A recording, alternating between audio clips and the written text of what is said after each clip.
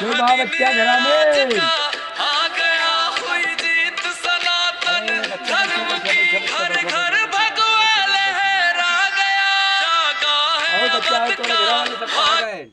घर वाले का हम खेते में। खेत में गए हैं। बहुत हाँ। बहुत अच्छी बात यह है बच्चा। और देखा बच्चा, अब तो जानते हो सरपंच होए के नाते जौन बाटे तनकिया सुखे दुखे में पहुँचत रही सबके दुआरे कहे कि फिर 2 साल बाद जौन है सबसे काम लागे वाला बा। हाँ।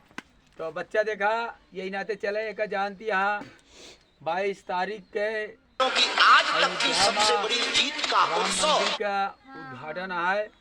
ते नाते हम सब वहीं ज्यादा भीड़ भाड़ में न जाए के हाँ। अपने गांव घरे में बच्चा जौन मंदिर है हाँ। वहीं पे धूमधाम से मनाई जाए। ठीक बा।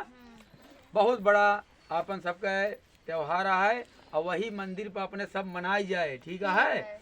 और तुहू सब बच्ची सब परिवार सहित हाँ। ठीक है ना। हाँ। दादा के बताई दू, हाँ। भैया भैया के बताई दू, अच्छा। सब परिवार सहित मंदिरे पे चला आवत जाया। अच्छा। कई दू प्रधान जी आए रहे कहन है कि मंदिरे पे आई जा जाया और मंदिरे पे 22 तारीख के शाम के भगवान राम के कीर्तन झांकी और भंडारा प्रोग्राम किया गया। ठीक है।